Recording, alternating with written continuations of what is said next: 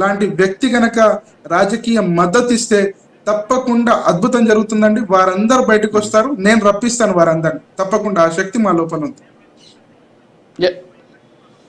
Okay స్వామి, okay okay good morning Rayapati Aruna గారు. So మొత్తానికి పవన్ కళ్యాణ్ గారు దక్షిణ భారత పర్యటన, దేవాలయాల సందర్శన, సో ఇదంతా కూడా సనాతన ధర్మానికి సంబంధించినటువంటి అంశంలో భాగంగా జరుగుతుంది అనేటువంటి వాదన వ్యక్తమవుతుంది.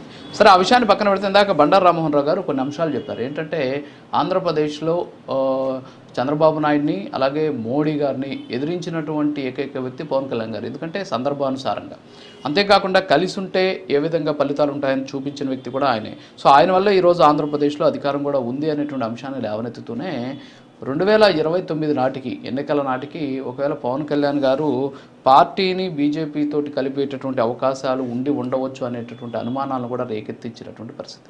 ఎలా చూడొచ్చు అంటారు అరుణ్ గారు? ప్యానెల్లోని పెద్దలకి, మీకు వీక్షకులకు నమస్కారం సార్. మొదటగా ఆయన ఇంకొక మాట కూడా ఉన్నారు పెద్ద ఆయన, నాకు చాలా గౌరవం, అందుకే కొంచెం పొలైట్ వేలో ఆయనకి ఆన్సర్ చేస్తాను. ఆయన మీద ఎప్పుడు రెస్పెక్ట్ కోల్పోను నేను. ఇందాక అన్నారు ఆయన తిరుపతి లడ్డు విషయం అనేది పవన్ కళ్యాణ్ గారికి బౌన్స్ బ్యాక్ అయ్యింది అని చెప్పేసి.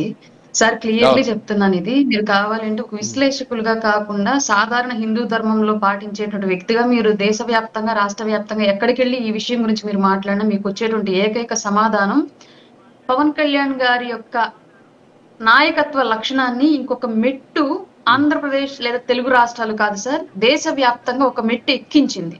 మేము కూడా ఆయన జాతీయ నాయకుడిగా ఎమర్జవ్వాలని ఎదురు చూస్తూ ఉన్న సమయంలో ఆయన ఎంచుకున్నటువంటి ఈ అంశము, అలాగే ఆయన లేవనెత్తినటువంటి ఈ లోపాన్ని క్లియర్ గా భారతదేశం మొత్తం చూసింది సార్. హిందూ ధర్మ పరిరక్షకుడిగా పవన్ కళ్యాణ్ గారిని భారతదేశంలో ఉన్నటువంటి మొత్తం హిందూ సమాజం, హిందూ ధర్మాన్ని పాటిస్తున్నటువంటి ప్రతి వ్యక్తి కూడా ఆయన్నే ఒక హిందూ ధర్మ పరిరక్షకుడిగా ఓన్ చేసుకున్నారు. ఓన్ చేసుకోవడమే మాత్రమే కాదు సార్, దేశవ్యాప్తంగా ఉన్న ఆలయాలే కాదు, రాష్ట్రంలో ఉన్నటువంటి ఒక టీటీడీ మాత్రమే కాదు, మిగతా ఆలయాలన్నింటిలో కూడా విలువలతో, మత విశ్వాసాలతో నడిచేటువంటి దేవాలయాల్లో లాభ నష్టాలకు తావులేదు, కేవలం విలువలకు మాత్రమే తావు ఉంది అని చెప్పేసి ప్రతి ఒక్క వ్యవస్థ సెటరైట్ అయిపోయింది. ఎక్కడా కూడా అవినీతి అనేది లాభ నష్టాలను బేరీజు వేసుకుంటూ భక్తితో సంబంధించిన వ్యవస్థల్లో నడవకూడదు.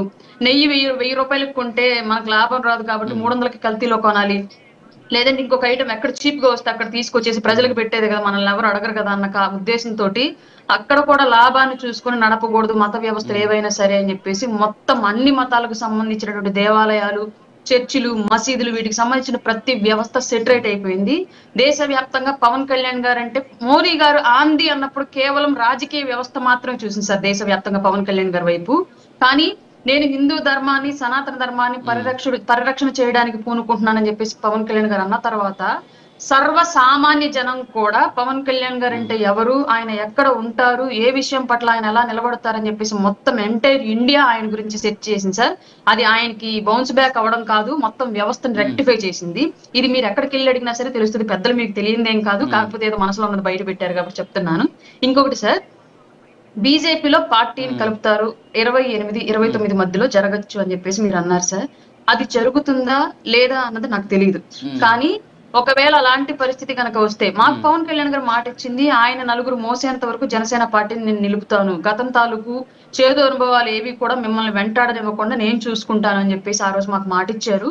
ఈ రోజు ఆయన పరిస్థితులకు అనుగుణంగా కనుక ఒకవేళ అట్లాంటి పరిస్థితి ఏదైనా నిర్ణయం ఏదైనా తీసుకున్నా సరే ఖచ్చితంగా అది ఆయన కోసమో లేదంటే ఆయన కుటుంబ సభ్యుల కోసం, ఆయన స్వార్థాల కోసం తీసుకునే నిర్ణయం అయి ఉండదు సార్. ఈ సమాజం కోసం, ప్రజల పరిరక్షణ కోసం, ఆంధ్రప్రదేశ్ అభివృద్ధి కోసం తీసుకున్న నిర్ణయంగానే ఉండేది కాబట్టి సర్వ ఆంధ్రప్రదేశ్ ప్రజలు కూడా ఆ నిర్ణయాన్ని ఆమోదించే విధంగానే ఆలోచిస్తారు తప్ప వ్యతిరేకించే విధంగా మాత్రం చూడరు సార్. ఎందుకంటే పవన్ కళ్యాణ్ గారు అనే వ్యక్తి రాజకీయ ఆలోచనల కన్నా కూడా సామాజిక బాధ్యతతో చేసే ఆలోచనలు ఎక్కువ ఉంటాయి.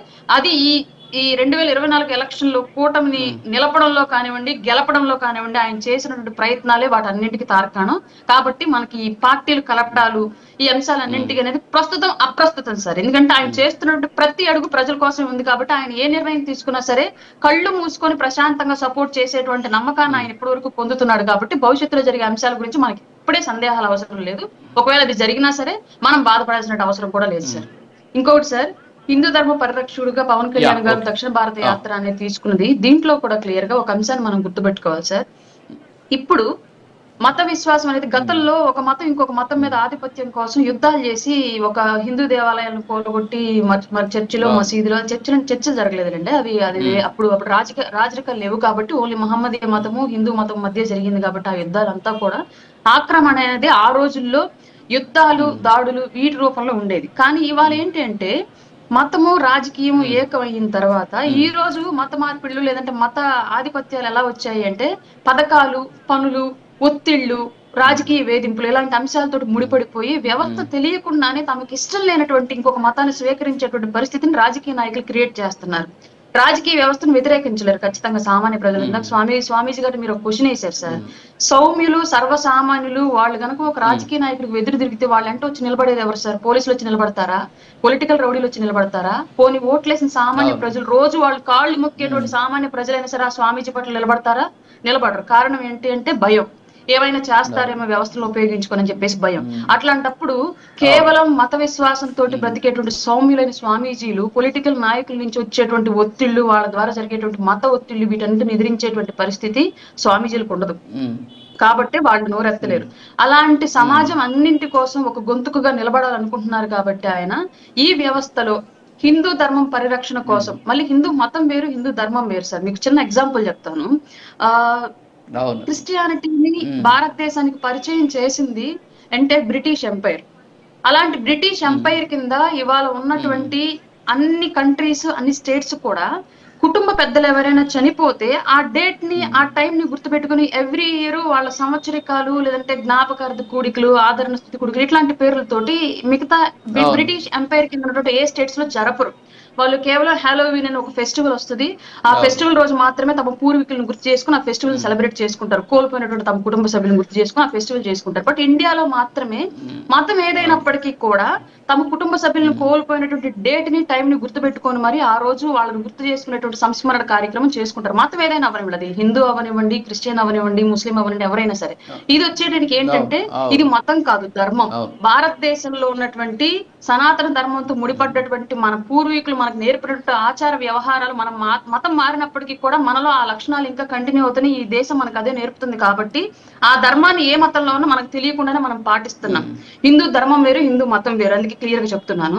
హిందూ ధర్మ పరిరక్షకుడుగా పవన్ కళ్యాణ్ గారిని ఈ రోజు దేశవ్యాప్తంగా చూస్తున్నారు కాబట్టి ఈ దేశంలో ఎప్పటి నుంచో పురాతన సమయం నుంచి కూడా ప్రాచుర్యం పొందినటువంటి దేవాలయాలకు ఒక చరిత్ర ఉంది.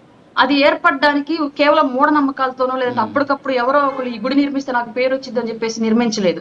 ఈ భూమి మీద రాముడు నడిచినటువంటి ఆనవాళ్లు ఉన్నాయి, కృష్ణుడు పాలించినటువంటి ఆనవాళ్లు ఉన్నాయి, ఇలా అన్ని రకాలుగా యేసుప్రభు తిరిగినటువంటి ఆనవాళ్లు ఉన్నాయి.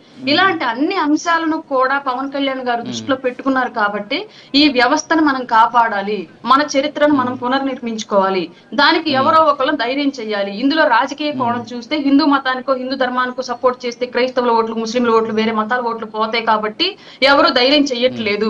కాబట్టి అదేదో నేనే భావించాలి. ఇక్కడ రాజకీయాలు అతికిస్తుందా, నన్ను గెలిపించని ఓడించని నాకు సంబంధం లేదు, కానీ నేను ఎంచుకున్నటువంటి ఈ మార్గంలో 100% నిలబడాలి అని చెప్పేసి పవన్ కళ్యాణ్ గారు ధైర్యం చేసి ముందుకు వచ్చారు. కాబట్టి భారతీయులుగా మద్దతు ఇవ్వాల్సిన బాధ్యత మనందరి మీద ఉంది sir. Yeah okay okay okay Rayapattan గారు. ఎస్ కంబాల్ శ్రీనివాసరావు గారు, ఒకటి ఇక్కడ ఏంటంటే సరే సనాతన ధర్మము లేకపోతే ఇంకోటి అనేది